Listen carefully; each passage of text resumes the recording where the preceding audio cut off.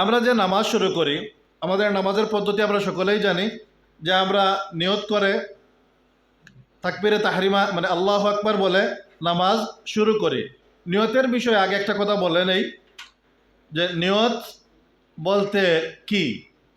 নিয়ত মূলত হলো মনের ইচ্ছা, কাসদুল কালব, অন্তরের যে ইচ্ছা, দৃঢ় সংকল্প, সেটাই হলো নিয়ত। এই নিয়তটা হলো ফরজ। আর আমরা মুখে যে নওয়াইতুয়ান উসল্লি আলিল্লাহি তাআলা আরবা রাকাতি বা এরকম নামাজের নিয়ত যেটা উচ্চারণ করে, এই ধরনের মুখে উচ্চারণ করাকে উলামায়ে কেরাম মুস্তাহাব বলেছেন। নিয়ত ফরজ। সেই নিয়ত কোনটা? অন্তরের নিয়ত। আপনি জোহরের নামাজে দাঁড়াবেন বা ফজরের নামাজে দাঁড়াবেন, আপনি যে ফজরের নামাজে দাঁড়াচ্ছেন, মনের যে আপনার আন্তরিক ইচ্ছা আছে, সেই আন্তরিক ইচ্ছাটাই হলো মূল নিয়ত। এটা হলো ফরজ। আর মৌখিকভাবে যে উচ্চারণ করবেন সেটা হলো মুস্তাহাব। এটা উলামায়ে কেরাম মুস্তাহাব বলেছেন। তো নিয়ত করে সেটা মৌখিকভাবে উচ্চারণ করি, অথবা মনের দৃঢ় ইচ্ছা নিয়ে যে আমরা মনের যে ইচ্ছা নিয়ে আমরা দাঁড়িয়েছি যে আমরা এখন কী করতেছি, জোহরের 4 রাকাত ফরজ নামাজ পড়তেছি অথবা ফজরের 2 রাকাত ফরজ নামাজ পড়তেছি, এভাবে নিয়ত করি। মনের মধ্যে যেটা আছে সেই মনের নিয়ত নিয়ে আমরা নামাজ শুরু করি। নামাজ শুরু করে প্রথমে আমরা কোন কাজ করি? শুরুর ক্ষেত্রে তাকবীরে তাহরিমা বলি। কিভাবে? আল্লাহু আকবার। তাকবীরে তাহরিমা আমরা বলি। তাকবীরে তাহরিমা আমরা বলি কিবলামুখী হয়ে। রাসূল পাক সাল্লাল্লাহু আলাইহি সাল্লাম এ বিষয়ে যে বাণী প্রদান করেছেন সেটি বুখারী মুসলিমের মধ্যে আছে। রাসূল পাক সাল্লাল্লাহু আলাইহি সাল্লাম ইরশাদ করেছেন, ইযা কুমতা ইলাস সালাতি ফাসবিগিল ওযুআ সুম্মা ইস্তাকবিলিল কিবলাতা ফাকাব্বির। যখন তুমি নামাজের ইচ্ছা করবে, উত্তম রূপে অজু করবে, এরপর কিবলামুখী হবে, এরপর তাকবীর বলবে।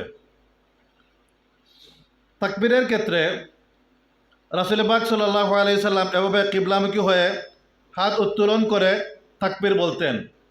এই হাদিস সুনান ইবনে মাজার মধ্যে আছে। রাসূল পাক সাল্লাল্লাহু আলাইহি সাল্লাম ইযা কামা ইলাস সালাহ কানা রাসূলুল্লাহ সাল্লাল্লাহু আলাইহি সাল্লাম ইযা কামা ইলাস সালাতি ইস্তাকবাল আল কিবলাতা ওয়া রাফা ইয়াদাইহি ওয়া ক্বালা আল্লাহু আকবার। যে রাসূল পাক সাল্লাল্লাহু আলাইহি সাল্লাম যখন নামাজে দাঁড়াতেন, কিবলামুখী হতেন, উভয় হাত উত্তোলন করতেন, উভয় হাত উত্তোলন করে বলতেন আল্লাহু আকবার। এতটুকুর মধ্যে কোনো ইখতিলাফ নাই। রাসূল পাক সাল্লাল্লাহু আলাইহি সাল্লাম হাত উত্তোলন করে তাকবীর বলে আল্লাহু আকবার বলে নামাজ শুরু করতেন, কিন্তু আল্লাহু আকবার বলার সময় হাত কতটুকু পর্যন্ত উত্তোলন করতেন, হাত কতটুকু পর্যন্ত উত্তোলন করতেন, এই বিষয়ে হাদিস শরীফে 3 ধরনের বর্ণনা আছে। কয় ধরনের? 3 ধরনের।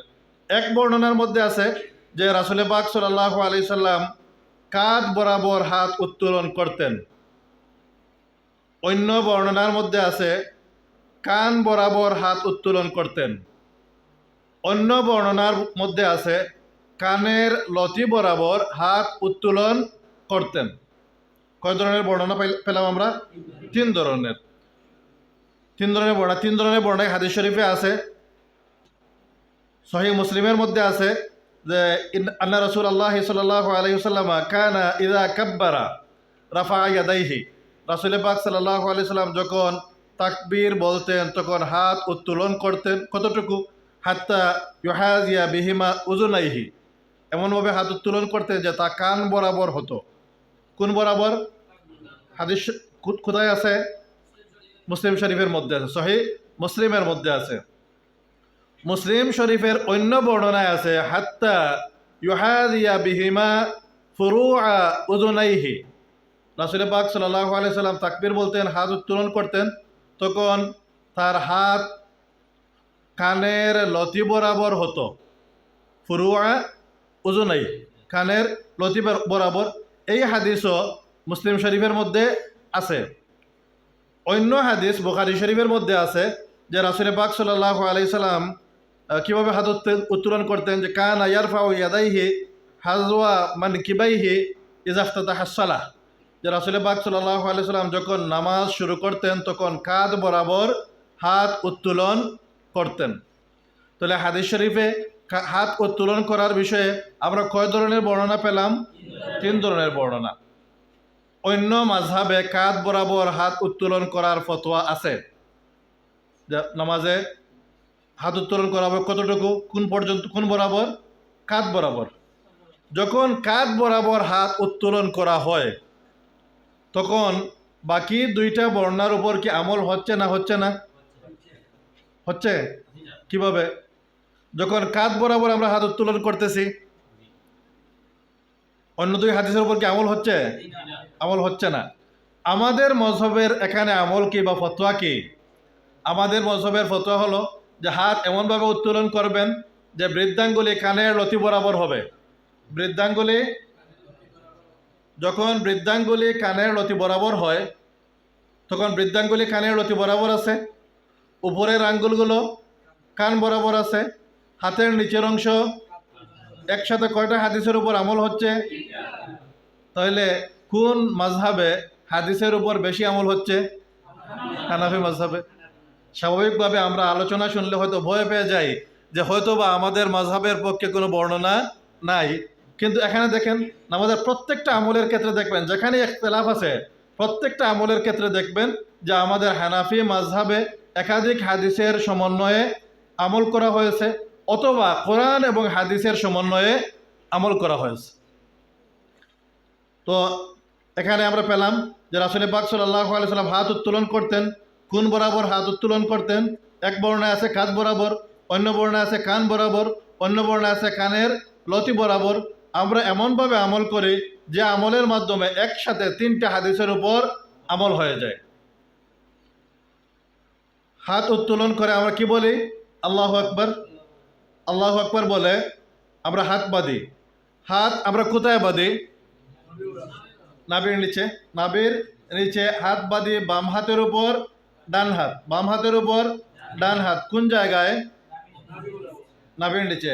হাতটা বাঁধার নিয়ম হলো আমরা হাতের বাম হাতের কবজিকে ডান হাতের কনিষ্ঠা এবং বৃদ্ধাঙ্গুলি দ্বারা আঁকড়ে ধরব, এবং বাকি 3টা আঙ্গুল হাতের উপরে থাকবে, হাতের উপরে থাকবে। তো এ বিষয়ে হাদিস শরীফের যে বর্ণনা আছে, আবু দাউদ শরীফের মধ্যে বর্ণনা আছে। হযরত ওয়াইল ইবনে হুজর রাদিয়াল্লাহু তাআলা বলেন যে কুলতু, আমি বললাম, লা আনজুরান্না ইলা সালাতি রাসূলিল্লাহি সাল্লাল্লাহু আলাইহি সাল্লাম কাইফা ইউসাল্লি। ওয়াইল ইবনে হুজর রাদিয়াল্লাহু তাআলা আনহু রাসূল পাক সাল্লাল্লাহু আলাইহি সাল্লামের দরবারে গেলেন, আর তিনি মনে মনে বললেন, তিনি যেটা বলছেন যে আমি বললাম, মানে তিনি তার নিজে নিজে চিন্তা করছেন যে আমি আজকে দেখব রাসূল পাক সাল্লাল্লাহু আলাইহি সাল্লাম কিভাবে নামাজ পড়েন। তাহলে উনার উদ্দেশ্যটা কি ছিল? রাসূল পাক সাল্লাল্লাহু আলাইহি সাল্লামের নামাজের পদ্ধতি দেখা, শিখা, যে তিনি রাসূল পাক সাল্লাল্লাহু আলাইহি সাল্লামের নামাজের পদ্ধতি দেখবেন, এই উদ্দেশ্যে তিনি গেছেন। তিনি বলছেন যে আমি দেখলাম কামা রাসূলুল্লাহ সাল্লাল্লাহু আলাইহি সাল্লাম, রাসূল পাক সাল্লাল্লাহু আলাইহি সাল্লাম দাঁড়ালেন, নামাজে দাঁড়ালেন। ফাস্তাকবালাল কিবলা, কিবলামুখী হলেন। ফাকাব্বারা, তাকবীর বললেন। ফারাফা ইয়াদাই, উভয় হাত উত্তোলন করলেন, তাকবীর বলার সময় উভয় হাত উত্তোলন করলেন। হাত্তা হায়াদাতা বিউযুনাইহি, উভয় হাত কান বরাবর হলো। এ বিষয়ে তো আমরা আগে আলোচনা করে নিয়েছি। উভয় হাত কান বরাবর হলো। সুম্মা আখাজা শিমালাহু বিয়ামিনি, অতঃপর তিনি বাম হাতকে ধরলেন ডান হাত দ্বারা, বাম হাতকে ডান হাত দ্বারা ধরলেন। অন্য হাদিসে আছে, এই হাদিস আবু দাউদ, নাসাই, ইবনে হিব্বান, ইবনে খুজাইমা এসব কিতাবের সহ অন্যান্য কিতাবের মধ্যে আছে। এই হাদিসের মধ্যে আছে সুম্মা ওয়াদা ইয়াদাহুল ইয়ুমনা আলা যাহরি কাফফিহিল ইউসরা ওয়ার রুসগি ওয়াস সাইদি, যে রাসূল পাক সাল্লাল্লাহু আলাইহি সাল্লাম তার ডান হাত রাখলেন কোথায়? আলা যাহরি কাফফিহিল ইউসরা, বাম হাতের তালুর উপরে, পিঠে। ওয়ার রুসগ, কবজির মধ্যে। ওয়াস সাইদ, জোড়ার মধ্যে। তাহলে এই হাদিসে 3টা জায়গার কথা স্পষ্টভাবে আছে যে রাসূল পাক সাল্লাল্লাহু আলাইহি সাল্লাম ডান হাত রেখেছেন বাম হাতের তালুর পিঠে, মানে বাম হাতের উপরে, বাম হাতের উপরে, আর কি কোথায়? কবজির মধ্যে আর জোড়ার মধ্যে। তাহলে কবজি, জোড়া, বাম হাতের তালুর উপর নির্দিষ্টভাবে কোন জায়গাটা বোঝাচ্ছে? আমরা যেখানে হাত বাঁধি, এখানেই তো জোড়া, কবজি, বাম হাতের তালুর পিঠ, বাম হাতের তালুর। তাহলে আমরা যেভাবে আমল করি, আবু দাউদ শরীফের এই হাদিস বা সুনান আন-নাসাইর এই হাদিস বা ইবনে হিব্বানের এই হাদিস, ইবনে খুজাইমার এই হাদিসের মধ্যে আমরা যেভাবে আমল করি, ঠিক হুবহু এই বর্ণনা আমরা পাচ্ছি কোথায়? এই বর্ণনার মধ্যে, এই বর্ণনার মধ্যে যে রাসূল পাক সাল্লাল্লাহু আলাইহি ওয়াসাল্লাম কি করলেন? তার ডান হাত বাম হাতের তালুর পিঠ, জোড়া এবং কবজির মধ্যে রাখলেন। অন্য হাদিসে আছে কানান নাসু ইউমারুন, মানুষদেরকে আদেশ দেওয়া হতো আন ইয়াদার রাজুলু আল ইয়াদাল ইউমনা আলা জিরাইহিল ইসরা ফিস সালাহ, মানুষ যেন নামাজে বাম হাতের জেরায়ের উপর ডান হাত রাখে, বাম হাতের জেরায়ের উপর ডান হাত রাখে। এখানেও আমরা হাদিস তিন ধরনের পেয়েছি। প্রথম যে হাদিস পেয়েছি যে রাসূল পাক সাল্লাল্লাহু আলাইহি সাল্লাম ডান হাত দ্বারা বাম হাত ধরেছেন, কোন জায়গায় ধরেছেন বর্ণনা নাই। পরের হাদিসে আমরা পেয়েছি যে রাসূল পাক সাল্লাল্লাহু আলাইহি সাল্লাম কোথায় হাত রেখেছেন, সুস্পষ্ট বর্ণনা আছে, সুস্পষ্ট বর্ণনা আছে বাম হাতের তালুর পিঠ, কবজি এবং জোড়ার মধ্যে। এরপরের হাদিস যেটা পেয়েছি, এই হাদিসে আছে রাসূল পাক সাল্লাল্লাহু, মানুষদেরকে আদেশ দেওয়া হতো, এখানে রাসূল পাক সাল্লাল্লাহু আলাইহি সাল্লামের কথা উল্লেখ নাই, উল্লেখ আছে যে মানুষদেরকে আদেশ দেওয়া হতো তারা যেন বাম হাতের জেরায়ের উপর ডান হাত রাখে। জেরা বলতে কি বোঝায়? জেরা, জেরা শব্দের শাব্দিক অর্থ আমরা বাহু বলি, বাহু, জেরা মানে বাহু। এই হাদিসের উপর আমল করে অন্যান্য মজহবে এইভাবে বাহুর উপর হাত রাখার কথা বলেন, লামাজাবিরও এভাবে হাত রাখেন। কিন্তু এখানে যখন এভাবে হাত বাঁধলেন, অন্য যে দুই হাদিস পেয়েছি আমরা, সেই দুই হাদিসের উপর কি কোনোভাবে আমল হচ্ছে? আমল হচ্ছে না। কিন্তু আমরা যে আমল করি, প্রথম দুই হাদিসের বিষয়টা সুস্পষ্ট। তৃতীয় যে হাদিস, তৃতীয় হাদিসে রাসূলে বলা হয়েছে যে মানুষদেরকে আদেশ দেওয়া হতো তারা যেন বাম হাতের জেরায়ের উপর ডান হাত রাখে। জেরা বলতে কি বোঝায়? বাহু বলছি। বাহু কতটুকু? কোন জায়গাকে বাহু বলা হয়? এখান থেকে এতটুকু পর্যন্ত, কনুই থেকে কবজি পর্যন্ত। কনুই থেকে কবজি পর্যন্ত অংশ হলো কি? জেরা, বাহু। আমরা যে হাত রাখি, আমাদের হাতের আঙ্গুলগুলো কোথায় যায়? জেরাতে যায় না? বাহুর উপর যায় না? তখন আমাদের আমল কিভাবে হচ্ছে? একসাথে তিনটি হাদিসের উপর হচ্ছে। যারা শুধু বাহুর কথা বলতেছেন তাদের কিন্তু অন্য দুই হাদিসের উপর আমল, অন্য হাদিসের উপর আমল হচ্ছে না। আমরা যেভাবে আমল করতেছি একই সাথে তিন ধরনের হাদিসের উপর আমল হচ্ছে। তাহলে আমাদের হানাফি মাযহাবের আমলটা বেশি হাদিস ভিত্তিক না অন্য আমল? হানাফি মাযহাবের আমলটা হলো বেশি হাদিস ভিত্তিক। হাত বাঁধার পর, হাত বাঁধা কোন জায়গায় বাঁধবো আমরা পেলাম। এরপর হাতটা বেঁধে আমরা কোথায় রাখবো? নাভির উপরে না নাভির নিচে না কোন জায়গায়? না বুকের উপরে? আমরা যে হাত বাঁধি কোথায় বাঁধি? নাভির নিচে হাত বাঁধি, নাভির নিচে হাত বাঁধি। এ বিষয়ে আবু দাউদ শরীফে বর্ণনা আছে যে হযরত আলী রাদিয়াল্লাহু তাআলা বলেছেন, আস-সুন্নাতু ওয়াদউল কাফফি আলাল কাফফি ফিস সালাতি তাহতা সুররাতি। সুন্নত হলো, কে বলছেন? আলী রাদিয়াল্লাহু। আলী রাদিয়াল্লাহু বলতেছেন যে সুন্নত হলো নামাজের মধ্যে বাম হাতের কবজির উপর ডান হাত রেখে নাভির নিচে বাঁধা। বাম হাতের কবজির উপর ডান হাত রেখে নাভির নিচে বাঁধা হলো সুন্নত। এটা কার বক্তব্য? আলী রাদিয়াল্লাহু তাআলা। যখন কোনো সাহাবী সুন্নাহ শব্দ প্রয়োগ করেন তখন এই সুন্নাহ দ্বারা কার সুন্নাহ বোঝায়? রাসূল পাক সাল্লাল্লাহু আলাইহি ওয়াসাল্লামের সুন্নাহ। যদি সাহাবী পরের কেউ বলতেন, যদি তাবী বলতেন যেটা সুন্নত, হতে পারতো যে এটা সুন্নতে সাহাবা, কিন্তু যখন সাহাবি বলবেন এটা সুন্নত, তখন এটা কার সুন্নত? সুন্নতে রাসূল। যে রাসূল পাক সাল্লাল্লাহু আলাইহি সাল্লামের সুন্নত হলো যে তিনি কি করতেন? নাভির নিচে হাত বাঁধতেন। তাহলে আমরা যে নাভির নিচে হাত বাঁধি, নাভির নিচে হাত বাঁধা এটা রাসূল পাক সাল্লাল্লাহু আলাইহি সাল্লামের সুন্নত। স্বয়ং হযরত আলী রাদিয়াল্লাহু তাআলা আনহু বলেছেন, যিনি হলেন খুলাফায়ে রাশিদিনের অন্যতম, আর খুলাফায়ে রাশিদিনের অনুসরণের বিষয়ে আলাদাভাবে হাদিস শরীফে নির্দেশনা আছে। আমরা সব সময় প্রত্যেক জুমার খুতবায় শুনে থাকি, আলাইকুম বিসুন্নতি অসুন্নতিল খুলাফাইর রাশিদিন আল মাহদিয়িন, যে তোমাদের জন্য কর্তব্য হলো আমার সুন্নাহ অনুসরণ করা এবং আমার খুলাফায়ে রাশিদিনের সুন্নাহ অনুসরণ করা। আমরা বিভিন্ন সময় হানাফি মাযহাবের আমলের ক্ষেত্রে দেখব যে অনেক সময় সাহাবায়ে কেরামের কওলের ভিত্তিতে ফতোয়া দেওয়া হয়েছে। এখানে আলী রাদিয়াল্লাহু তাআলা আনহুর কওল আছে যে নামাজের মধ্যে হাত বাঁধার সুন্নত হলো হাত বাঁধা হবে কোথায়?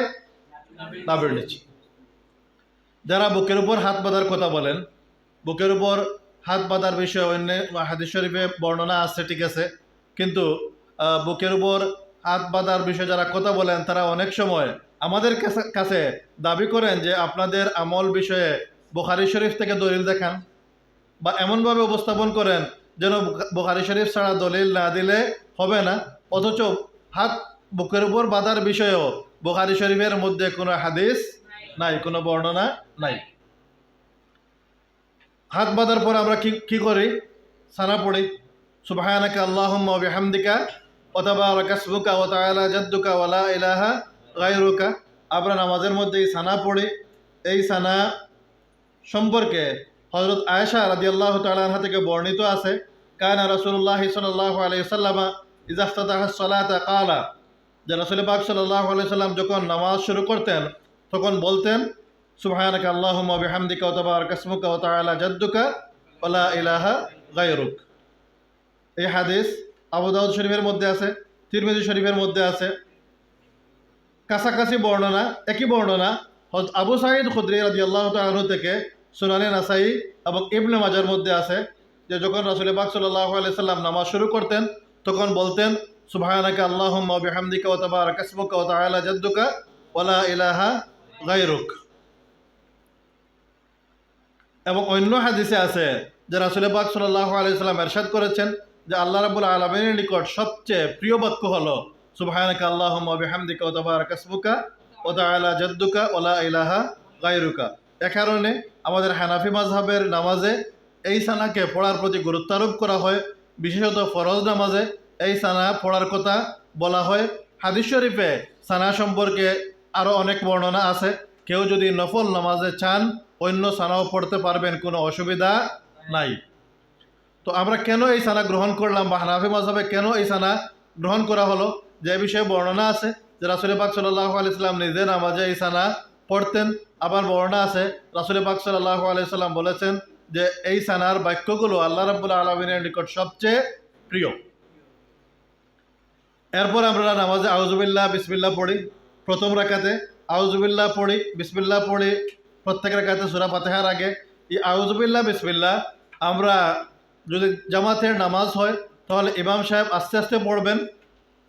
উচ্চ কেরাতের নামাজ হলেও ইমাম সাহেব আস্তে আস্তে আউযুবিল্লাহ বিসমিল্লাহ পড়বেন। আর আমরা যখন একাকী নামাজ পড়ব তখনও সূরা ফাতিহার আগে আউযুবিল্লাহ এবং বিসমিল্লাহ পড়ব। তো আউযুবিল্লাহ বিসমিল্লাহ যদি জামাতের নামাজ হয়, উচ্চ কেরাতের নামাজ হয়, তবুও ইমাম সাহেব কী করবেন?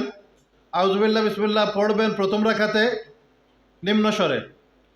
এ বিষয়ে বর্ণনা আছে যে রাসূল পাক সাল্লাল্লাহু আলাইহি সাল্লাম, আবু বকর এবং উসমান রাদিয়াল্লাহু তাআলা আনহুম বিসমিল্লাহ উচ্চ স্বরে বলতেন না। অন্য বর্ণনার মধ্যে আছে যে রাসূল পাক সাল্লাল্লাহু আলাইহি সাল্লাম, আবু বকর, ওমর রাদিয়াল্লাহু তাআলা আনহুম নামাজ শুরু করতেন আলহামদুলিল্লাহি রাব্বিল আলামিন বলে, মানে উচ্চ কেরাতের উচ্চ স্বরে যে কেরাত পড়তে হয় সেই কেরাতটা শুরু করতেন আলহামদুলিল্লাহি রাব্বিল আলামিন থেকে। এর আগে আউযুবিল্লাহ বিসমিল্লাহ পড়তেন কিভাবে? নিম্ন স্বরে। তো নামাজের শুরুতে আমরা আউযুবিল্লাহ বিসমিল্লাহ পড়ব। আউযুবিল্লাহ বিসমিল্লাহ নিম্ন স্বরে হবে। সূরা উচ্চ কেরাত হলে, জাহরি কেরাত হলে আলহামদুলিল্লাহি রাব্বিল আলামিন থেকে ইমাম সাহেব উচ্চ স্বরে পড়বেন। অন্যান্য রাকাতে সূরা ফাতিহার আগে বিসমিল্লাহ মনে মনে বলবেন। শুধুমাত্র প্রথম রাকাতে আউযুবিল্লাহ এবং বিসমিল্লাহ বলবেন।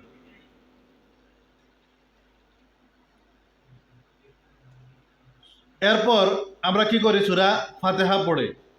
সূরা ফাতিহা পড়ার বিষয়ে হাদিস শরীফে বর্ণনা আছে যে লা সালাতা লিমান লাম ইয়াকরা বিফাতিহাতিল কিতাব, যে সূরা ফাতিহা পড়ে না তার নামাজ হয় না। তো সূরা ফাতিহা পড়তে হয়, কিন্তু সূরা ফাতিহা যদি ইমামের পিছনে কেউ হয়ে থাকেন তাহলে তাকে সূরা ফাতিহা পড়তে হবে না। কেন পড়তে হবে না? এই বিষয়ে তিরমিজি শরীফে হাদিস আছে, মুয়াত্তা মালিকের মধ্যে হাদিস আছে, শরহু মাআনিল আসারের মধ্যে হাদিস আছে।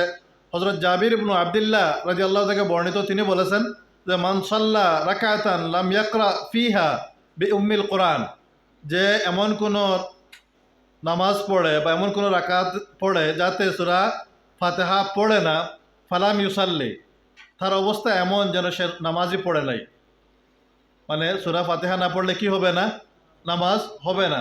ইল্লা আন ইয়াকুনা ওয়ারা আল ইমাম, তবে যদি ইমামের পিছনে হয়ে থাকেন তাহলে আলাদা কথা।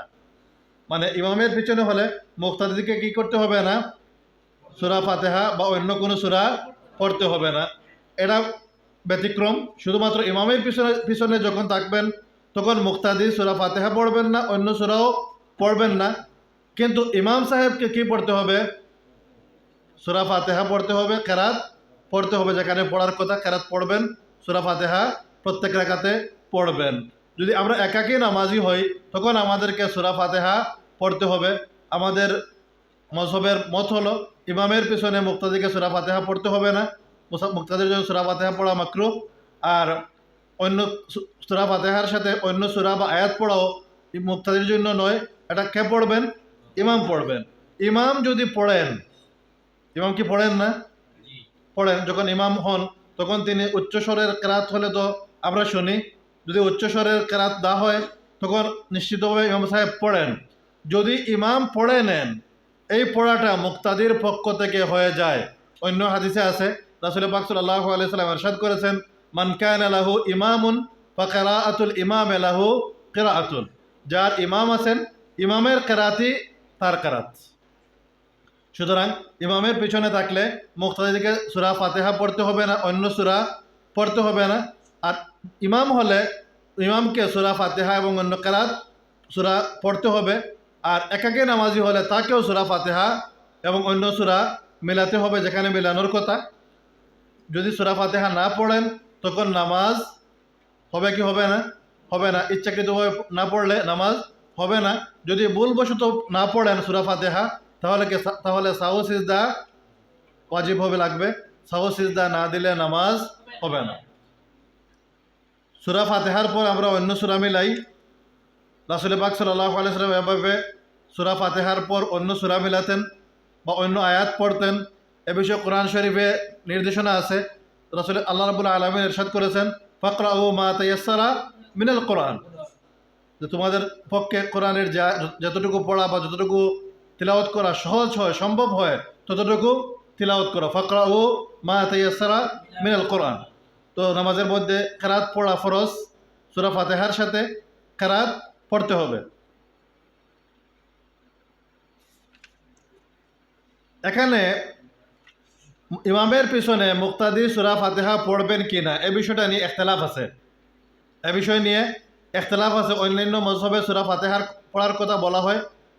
শাফিঈ মাযহাবে ইমামের পিছনে হলেও মুক্তাদিকে সূরা ফাতিহা পড়তে হবে। আর আমাদের মাযহাবে ইমামের পিছনে হলে মুক্তাদিকে সূরা ফাতিহা পড়তে হবে না। এখানে আমাদের দলিল কি? কিছু দলিল তো আমরা আগে পেয়ে গেছি যে ইমামের পিছনে হলে আলাদা, ইমামের পিছনে মুক্তাদিকে সূরা ফাতিহা পড়তে হবে না।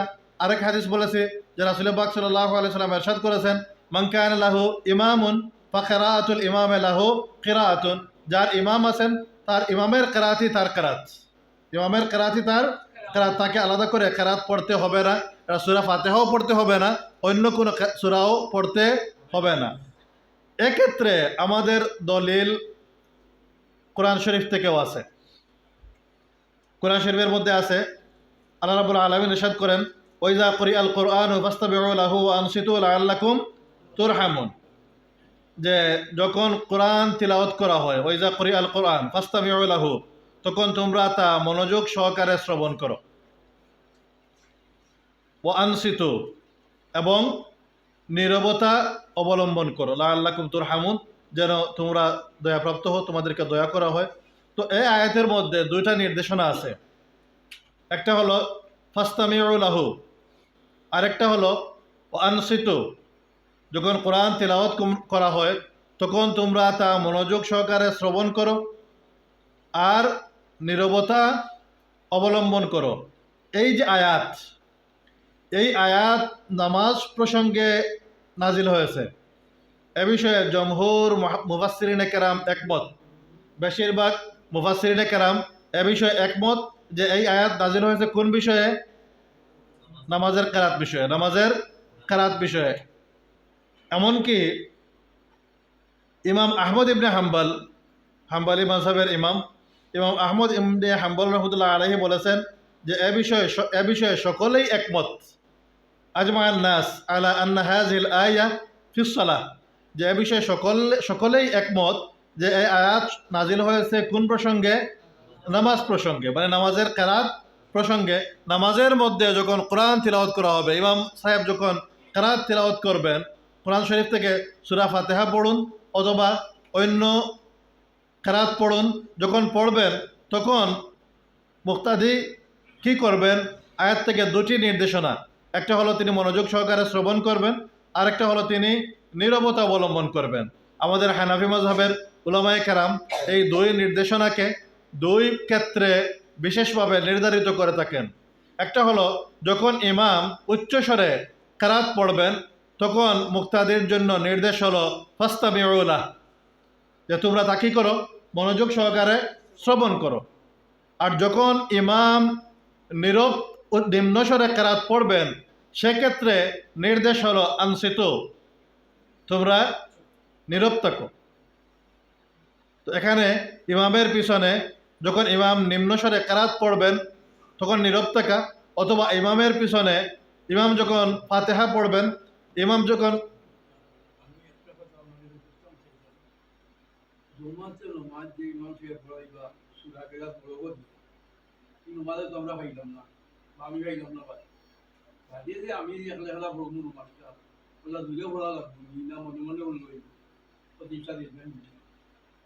তো এখানে কোরআন শরীফের যে নির্দেশনা এসেছে ফাস্তামিউ লাহু আনসিতু, আমাদের উলামায়ে কেরাম বলেছেন প্রথম নির্দেশ ফাস্তামিউ লাহু, এটা কোন সময়ের অবস্থার ক্ষেত্রে?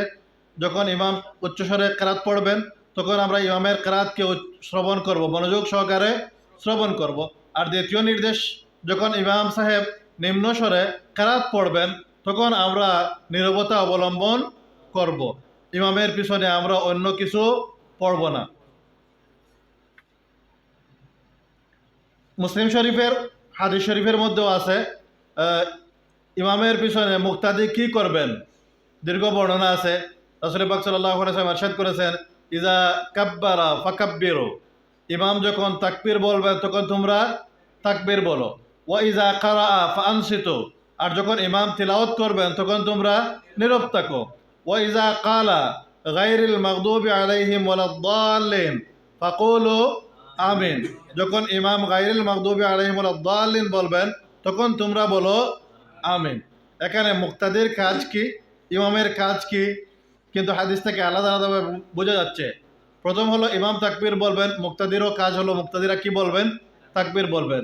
আমরা ইমামের পিছনে থাকলে অনেক সময় হয়তো তাকবীর বলি না, ইমাম যখন আল্লাহু আকবার বলে রুকুতে যান আমরা হয়তো তাকবীর তখন বলি কি বলি না? বলি নাকি? যদি না বলে থাকি আমরা তখন কি করব? তাকবীর বলবো।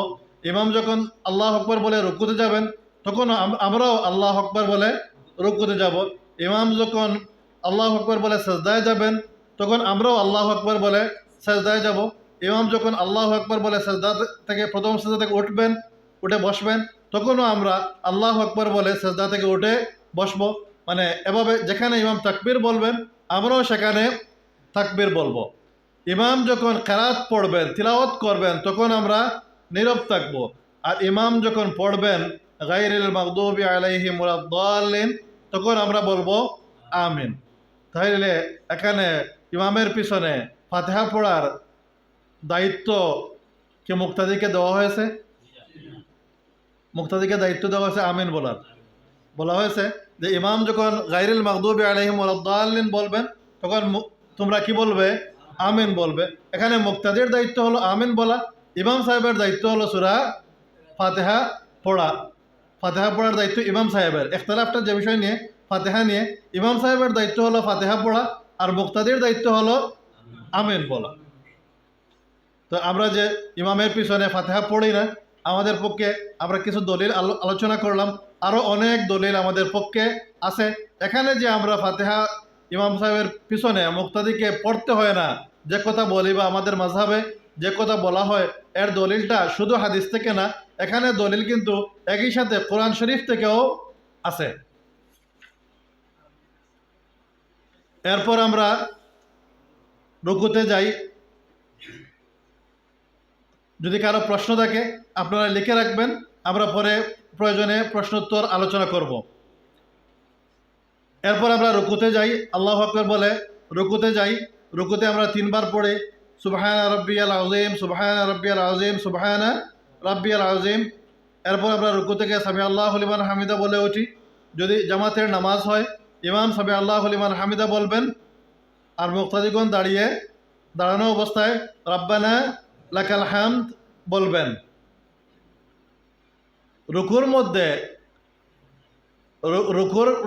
মধ্যে যে কাইফিয়ত হবে, মানে রুকুর যে পদ্ধতি হবে, যখন আমরা রুকুতে যাব তখন রুকুতে হাতের আঙ্গুলগুলো দ্বারা হাঁটুকে আমরা আঁকড়ে ধরবো। হাত দ্বারা আমরা হাঁটুকে আঁকড়ে ধরবো। রুকুর মধ্যে হাতের আঙ্গুলগুলো ছড়ানো থাকবে। পিঠ, মাথা, কোমর এক বরাবর থাকবে। পিঠ, মাথা, কোমর এক বরাবর থাকবে। 2 হাত শরীর থেকে আলাদা থাকবে। 2 হাত শরীর থেকে আলাদা থাকবে। পিঠ, কোমর, মাথা এক বরাবর থাকবে। রুকুর মধ্যে হাতের আঙ্গুলগুলো ছড়ানো থাকবে। এ বিষয়ে হাদিস শরীফে বিভিন্ন বর্ণনা আছে।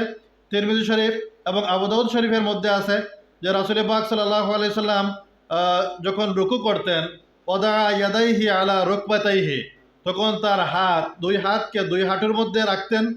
কান্নাহু কাবিদুন আলাইহিমা, এমনভাবে হাত রাখতেন যেন তিনি এই 2 হাত দ্বারা 2 হাঁটুকে আঁকড়ে ধরেছেন। মানে 2 হাত এমনভাবে রাখবো মনে হবে যেন 2 হাত দ্বারা হাঁটুকে আঁকড়ে ধরা আছে। ওয়াত্তারা ইয়াদাইহি, এবং 2 হাতকে তীরের মতো করতেন। ফানাহাহুমা আন জামবাইহি, এবং 2 হাতকে 2 পার্শ্ব থেকে আলাদা রাখতেন। অন্য হাদিসে আছে যে রাসূল পাক সাল্লাল্লাহু আলাইহি সাল্লাম তাকবীর বলে নামাজ শুরু করতেন আর কিরাত শুরু করতেন আলহামদুলিল্লাহি রাব্বিল আলামিন বলে। যখন রুকু করতেন লাম ইউশাখিস রাসাহু ওয়া লাম ইউসাউবিহু, তিনি লাম ইউশাখিস রাসাহু ওয়া লাম ইউসাউবিহু, মাথাকে উপরে উঠাতেন না আবার নিচেও নামাতেন না। মাথাকে উপরেও উঠাতেন না আবার নিচেও নামাতেন না। ওয়ালাকিন বাইনা যালিক, বরং এটা থাকতো, মাথা মুবারক থাকতো মধ্যম অবস্থায়।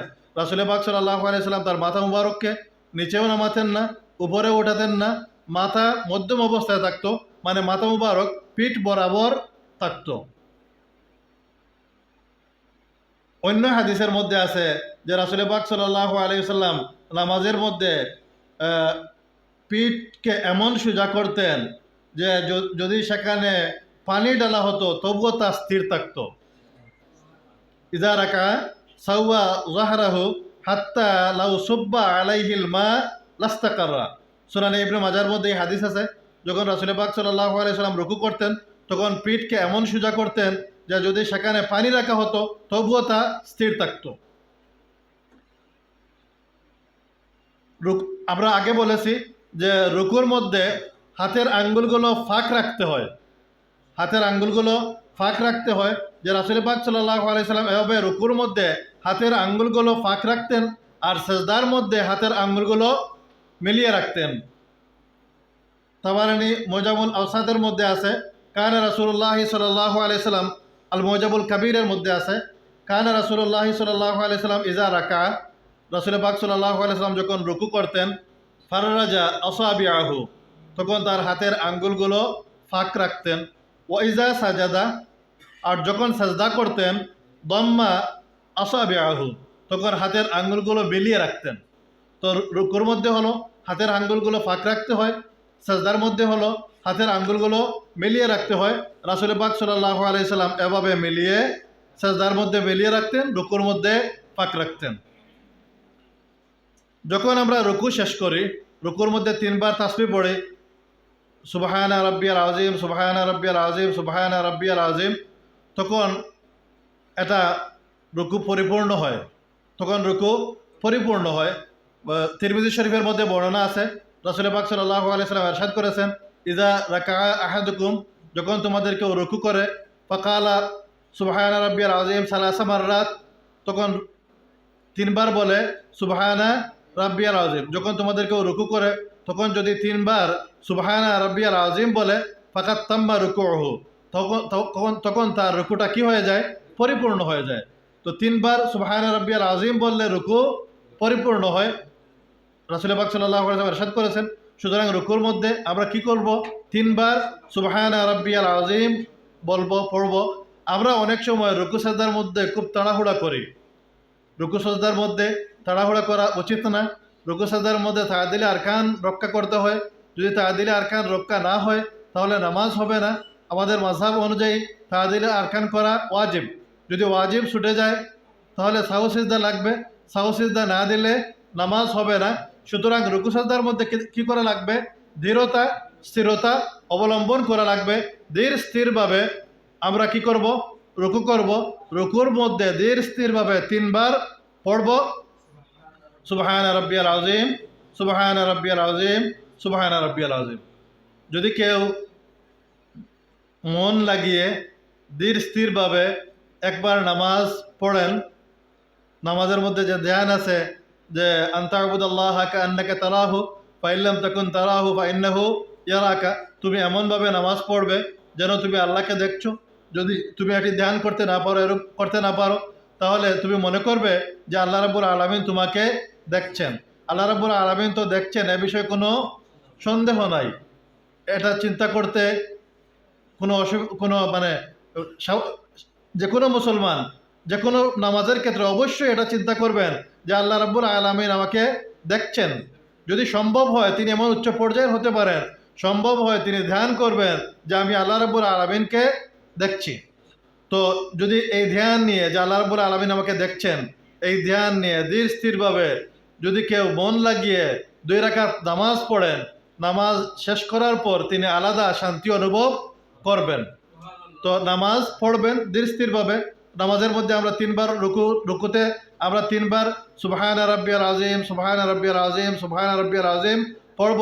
রাসূল পাক সাল্লাল্লাহু আলাইহি ওয়াসাল্লাম ইরশাদ করেছেন, কেউ যদি এভাবে 3 বার সুবহানা রাব্বিয়াল আযীম পড়েন রুকুতে, তখন তার রুকু পরিপূর্ণ হবে। রুকু শেষে আমরা সামি আল্লাহু লিমান হামিদা বলে দাঁড়াবো। দাঁড়ানো অবস্থায় আমরা পড়ব রাব্বানা লাকাল হামদ।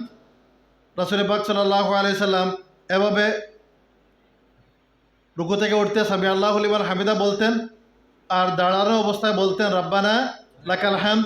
বুখারী শরীফের মধ্যে বর্ণনা আছে, কানা রাসূলুল্লাহ সাল্লাল্লাহু আলাইহি সাল্লাম ইয়াকুল সামি আল্লাহু লিমান হামিদা হিনা ইয়ারফাউ সুলবাহু মিনার রাকআ।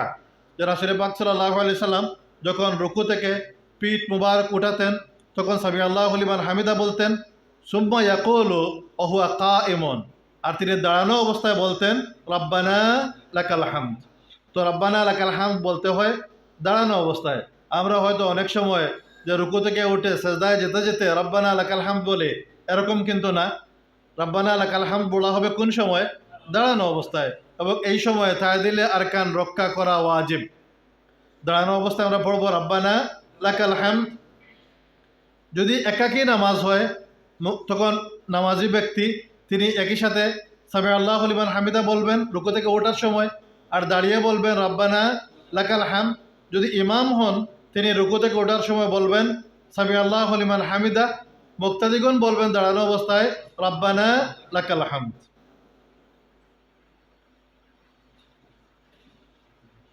হাদিস শরীফে আছে যে রাসূল পাক সাল্লাল্লাহু আলাইহি ওয়াসাল্লাম ইরশাদ করেছেন, ইযা ক্বালা সামি আল্লাহু লিমান হামিদা ইমাম যখন সামি আল্লাহু লিমান হামিদা বলবেন, ফাকুলু রাব্বানা লাকাল হামদ, তখন তোমরা বলবে রাব্বানা লাকাল হামদ। কিন্তু রাব্বানা লাকাল হামদ কোন সময় পড়া? আগের হাদিসে আমরা পেয়েছি যে রাসূল পাক সাল্লাল্লাহু আলাইহি সাল্লাম দাঁড়ানো অবস্থায় পড়তেন রাব্বানা লাকাল হামদ। সুতরাং রাব্বানা লাকাল হামদ পড়তে হবে দাঁড়ানো অবস্থায়। এরপর আল্লাহু আকবার বলে আমরা সেজদায় যাব।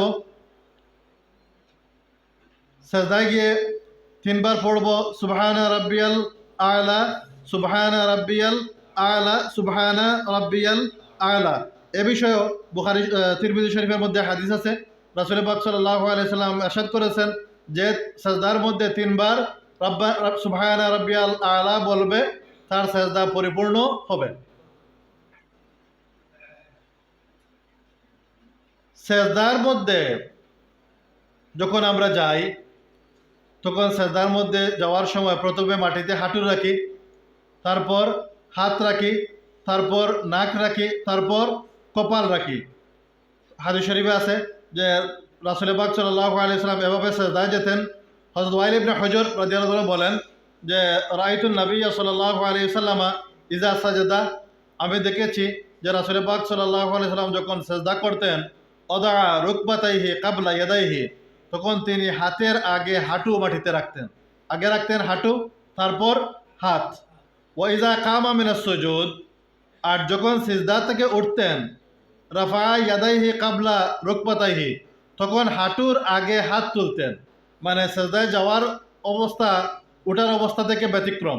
সেজদায় যাওয়ার সময় প্রথমে হাঁটু যাবে, তারপর হাত যাবে, তারপর নাক, তারপর কপাল। ওঠার সময় প্রথমে কপাল, তারপর নাক, তারপর হাত, তারপর হাঁটু। সেজদার মধ্যে নাক এবং কপাল মাটিতে মিলিয়ে রাখতে হয়। একই সাথে কপাল এবং নাক উভয়টি মাটির মধ্যে রাখতে হয়। আমরা অনেকে কেউ কেউ হয়তো কপাল নাক মাটি থেকে উঠিয়ে রাখি, কিন্তু নাক মাটি থেকে উঠিয়ে রাখবো না। আমরা সেজদার মধ্যে নাক এবং কপাল উভয়টি একই সাথে জমিনের মধ্যে রাখবো। রাসূল পাক সাল্লাল্লাহু আলাইহি সাল্লাম এভাবে সেজদা করতেন। হযরত আবু হুমায়দা সাঈদী রাদিয়াল্লাহু থেকে বর্ণিত আছে যে তিনি বলেন, আন্না নবিয়্য সাল্লাল্লাহু আলাইহি সাল্লাম কানা ইযা সাজাদা, রাসূল পাক সাল্লাল্লাহু আলাইহি সাল্লাম যখন সিজদা করতেন, আমকানা আনফাহু ওয়া জাবহাতাহু মিনাল আরদ, তখন তার নাক মুবারক এবং চেহারা মুবারক, কপাল মুবারক মাটির মধ্যে রাখতেন। অনাহা ইয়াদাইহি আর জাম্বাইহি, আর তিনি তার উভয় হাতকে শরীর থেকে আলাদা রাখতেন। সেজদার মধ্যে আমরা হয়তো কেউ কেউ অনেক সময় ভুল করি যে শরীরের সাথে হাতকে মিলিয়ে রাখি। সেজদার মধ্যে শরীর থেকে হাত আলাদা থাকবে, মাটি থেকে উঠানো থাকবে, মাটির মধ্যে লাগানো থাকবে কপাল এবং নাক, এদিক থেকে হাঁটু এবং হাত।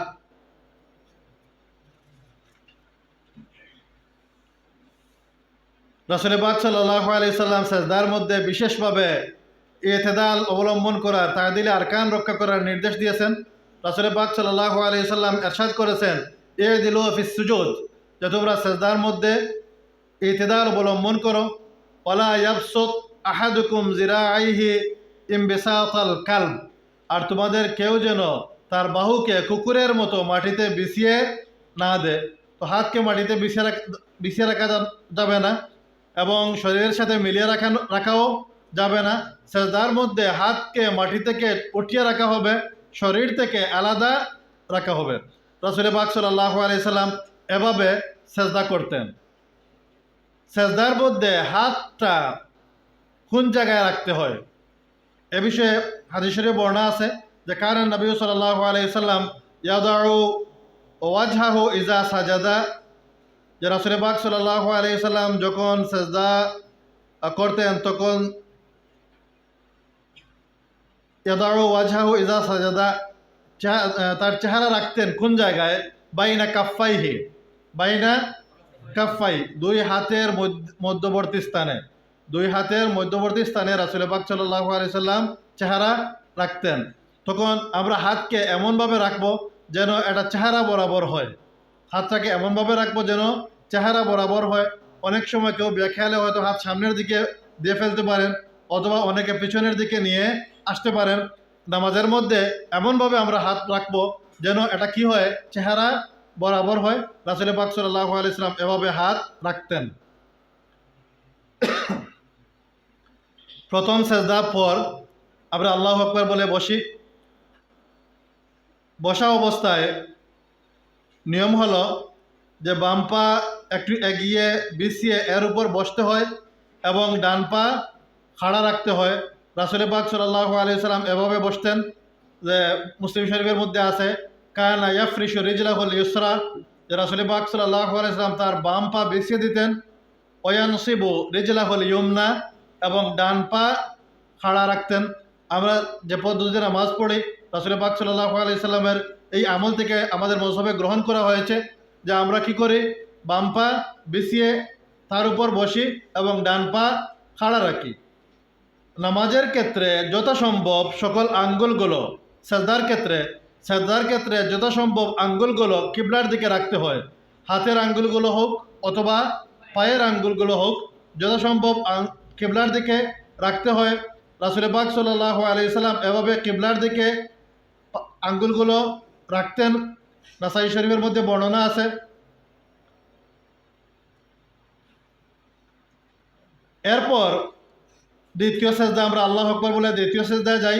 দুই সেজদার মধ্যখানে কোনো দোয়া আছে কি না, এ বিষয়ে আমাদের হানাফি মাযহাবের ফতোয়া হলো যে ফরজ নামাজে দুই সেজদার মধ্যখানে দীর্ঘ দোয়া নেই। হাদিস শরীফে দুই সেজদার মধ্যখানে এবং রুকু থেকে ওঠার পর দাঁড়ানো অবস্থায় যখন আমরা রব্বানা লাকাল হামদ বলি, সেখানে দীর্ঘ দোয়ার বর্ণনা আছে। এই দীর্ঘ দোয়াগুলো আমাদের হানাফি মাযহাব মতো নফল নামাজের ক্ষেত্রে প্রযোজ্য, তাহাজ্জুদ বা অন্যান্য নফল নামাজের ক্ষেত্রে প্রযোজ্য। এগুলো ফরজ নামাজের ক্ষেত্রে নয়। ফরজ নামাজের ক্ষেত্রে এই দুই স্থান সম্পর্কে বর্ণনা আছে যে রাসূল পাক সাল্লাল্লাহু আলাইহি সাল্লাম এই দুই স্থানে অতি অল্প সময় থামতেন। এ কারণে এই দুই স্থানে আমাদের হানাফি মাযহাব অনুযায়ী দোয়া হবে সংক্ষিপ্ত। আমরা রুকু থেকে উঠে সংক্ষিপ্ত দোয়া পড়ি, রাব্বানা লাকাল হামদ। যদি নফল নামাজ হয় তাহলে আপনি এখানে দীর্ঘ দোয়া পড়তে পারবেন, কোনো অসুবিধা নাই। আপনি সেখানে পড়তে পারেন রাব্বানা লাকাল হামদ হামদান তাইয়িবান কাসীরাম মুবারাকাম ফিহ, অসুবিধা নাই। যদি দুই সেজদার মধ্যখানে আপনি বসেন, নফল নামাজ হয়, নফল নামাজে আপনি দীর্ঘ দোয়া করতে পারেন, আল্লাহুম্মা গফিরলি ওয়ারহামনি ওয়ারজুকনি ওয়াহদিনি ওয়াজবুরনি। কিন্তু ফরজ নামাজে আমাদের মাযহাব অনুযায়ী এখানে দীর্ঘ দোয়া নাই। আমাদের মাযহাব অনুযায়ী এখানে যদি দোয়া করেন তাহলে আপনি সংক্ষিপ্ত দোয়া করবেন। কেউ কেউ বলেছেন যে এই স্থানে দোয়া না করাই উত্তম, এই স্থানে দোয়া না করাই উত্তম। আর দোয়া যদি করেন মাগফিরাতের দোয়া করতে পারেন, সংক্ষিপ্ত দোয়া। রাসূল পাক সাল্লাল্লাহু আলাইহি সাল্লাম এই স্থানে বলতেন রাব্বিগফিরলি রাব্বিগফিরলি। তো আপনি রাব্বিগফিরলি বলতে পারেন অথবা আল্লাহুম্মা গফিরলি বলতে পারেন। সংক্ষিপ্ত দোয়া পড়তে পারেন আল্লাহুম্মা গফিরলি অথবা রাব্বিগফিরলি। আমাদের কেউ কেউ আর এর চেয়ে একটু লম্বা দোয়াও পড়েন।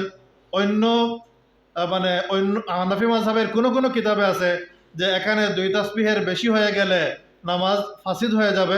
এ কারণে এখানে সতর্কতার জন্য দীর্ঘ দোয়া না করাই উচিত। যদি দোয়া করতে চান এই স্থানে দুই সাজদার মধ্যখানে অত্যন্ত সংক্ষিপ্ত দোয়া করবেন, সেখানে বলতে পারেন আল্লাহুম্মা গফিরলি অথবা বলতে পারেন রাব্বিগফিরলি, অত্যন্ত সংক্ষিপ্ত হবে। দুই সেজদার মধ্যখানে বসার পর আমরা আবার দ্বিতীয় সেজদায় যাব। আল্লাহু আকবার বলে আগের মতো দ্বিতীয় সেজদায় সুবহানা রাব্বিয়াল আযীম, সুবহানা রাব্বিয়াল আলা, সুবহানা রাব্বিয়াল আলা, সুবহানা রাব্বিয়াল আলা তিনবার পড়ব। এরপর আমরা আল্লাহু আকবার বলে দ্বিতীয় রাকাতের জন্য দাঁড়িয়ে যাব। দ্বিতীয় রাকাতে দাঁড়িয়ে আমরা প্রথমে বিসমিল্লাহির রহমানির রহিম পড়ব সূরা ফাতিহার আগে। যদি ইমাম হন তিনি আস্তে আস্তে বলবেন। এমনিভাবে প্রত্যেক রাকাতে সূরা ফাতিহার আগে আস্তে আস্তে কি বলবো, বিসমিল্লাহ বলবো। যদি একাকী নামাজি হন তখন তো তার প্রত্যেকটা বিষয়ই আস্তে আস্তে, সুতরাং কোনো অসুবিধা নেই। এরপর আমরা সূরা ফাতিহা পড়ব, অন্য সূরা মিলাবো, অন্য সূরা মিলিয়ে আগের মতো ধারাবাহিকভাবে রাকাত শেষ করে আমরা দ্বিতীয় রাকাতে বসব। যদি এই দ্বিতীয় রাকাত দুই রাকাতের নামাজ হয় তাহলে এই বৈঠকটা হবে শেষ বৈঠক। আর যদি 3 বা 4 রাকাতের নামাজ হয় তাহলে এটা হবে প্রথম বৈঠক। প্রথম বৈঠকে শুধুমাত্র তাশাহুদ পড়তে হয়। প্রথম বৈঠকে শুধুমাত্র তাশাহুদ পড়তে হয়। রাসূল পাক সাল্লাল্লাহু আলাইহি ওয়াসাল্লাম প্রথম বৈঠকে তাশাহুদ পড়তেন। আর যদি শেষ বৈঠক হয় তাহলে শেষ বৈঠকে তাশাহুদ প্রথমে পড়তে হয়, তারপর দরুদ ইব্রাহিম পড়তে হয়, তারপর দুআয়ে মাসুরা পড়তে হয়। এরপর প্রথমে ডান দিকে সালাম ফিরাতে হয় আসসালামু আলাইকুম ওয়া রাহমাতুল্লাহ, তারপর বাম দিকে সালাম ফিরাতে হয় আসসালামু আলাইকুম ওয়া রাহমাতুল্লাহ, যদি শেষ বৈঠক হয়। তো তাশাহুদ যে আমরা পড়ি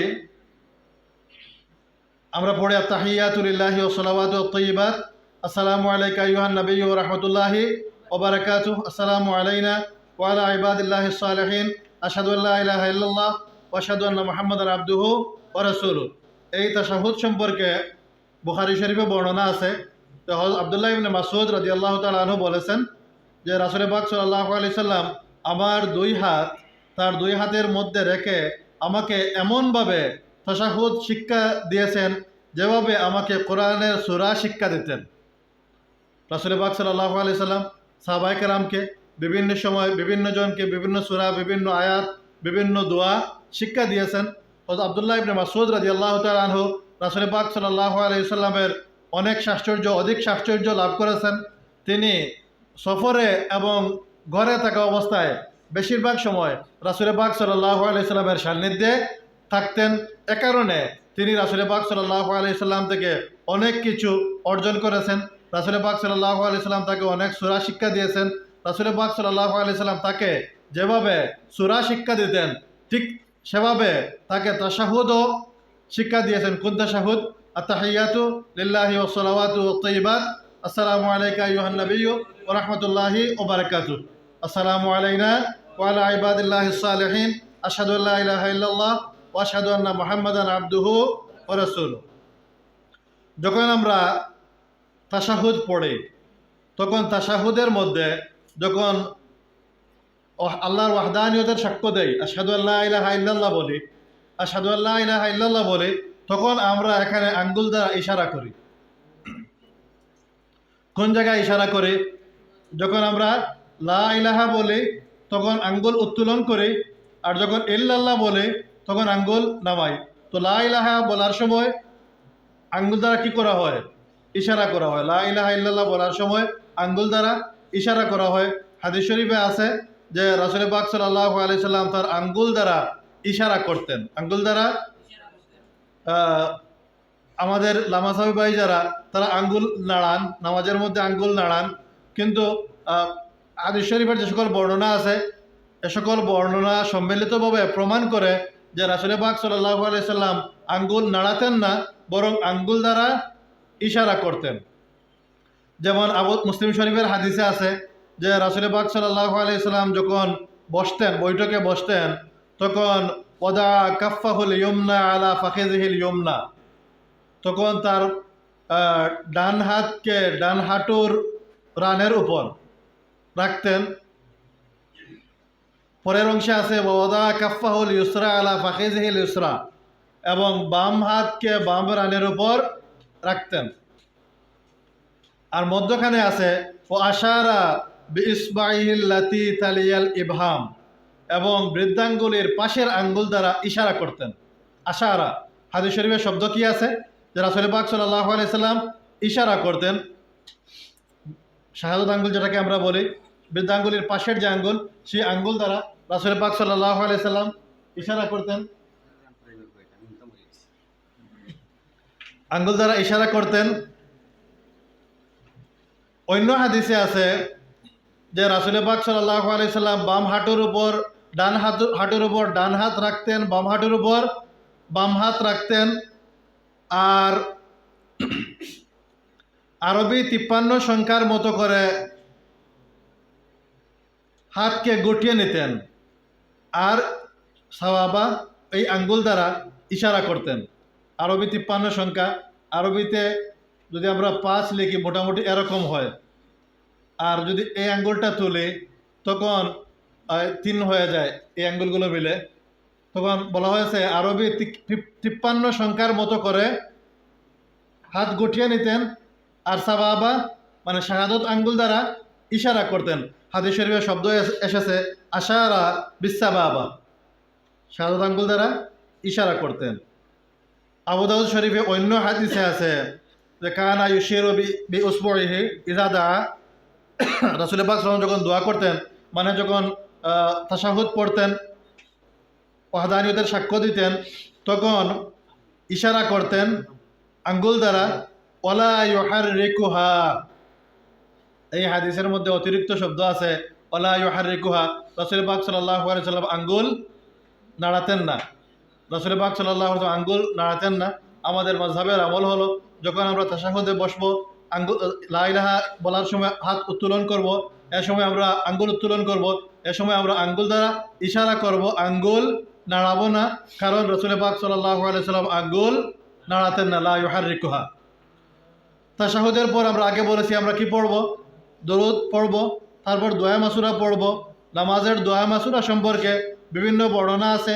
আমরা যে দোয়া মাসুরা পড়ি সেটা হলো আল্লাহুম্মা ইন্নী যালামতু নাফসি যুলমান কাসীরা ওয়া লা ইয়াগফিরুয যুনুবা ইল্লা আনতা ফাগফির লি মাগফিরাতাম মিন ইনদিকা ওয়ারহামনি ইন্নাকা আনতাল গফুরুর রাহিম।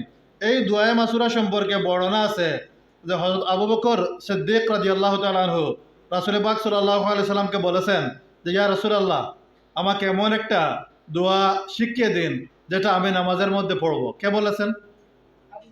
আবু বকর রাদিয়াল্লাহু আনহু। আবু বকর রাদিয়াল্লাহু তাআলা আনহু রাসূল পাক সাল্লাল্লাহু আলাইহি সাল্লামকে বলেছেন, ইয়া রাসূলুল্লাহ, আমাকে এমন একটা দোয়া শিখিয়ে দিন যেটা আমি আমার নামাজের মধ্যে পড়ব। তখন রাসূল পাক সাল্লাল্লাহু আলাইহি সাল্লাম বলেছেন, কুল, যে তুমি পড়বে আল্লাহুম্মা ইন্নী যালামতু নাফসি যুলমান কাসীরা ওয়া লা ইয়াগফিরু যুনুবা ইল্লা আনতা ফাগফির লি মাগফিরাতাম মিন ইনদিকা ওয়ারহামনি ইন্নাকা আনতাল গফুরুর রাহিম। এই বর্ণনা বুখারী শরীফের মধ্যে আছে। আমরা হানাফি মাযহাবে ফরজ নামাজের মধ্যে এই দোয়া মাসুরা পড়ে থাকি। ফরজ নামাজের মধ্যে এই দোয়া পড়ার কথা আমাদের মাযহাবে বলা হয়। দোয়া মাসুরা সম্পর্কে আরও বর্ণনা হাদিস শরীফের মধ্যে আছে।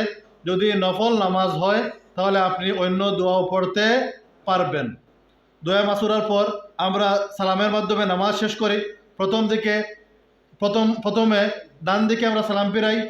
সালাম ফিরানোর সময় চেহারা এতটুকু ফিরাতে হয় যেন পিছনে কেউ থাকলে পিছন থেকে চেহারার অংশ দৃশ্যমান হয়।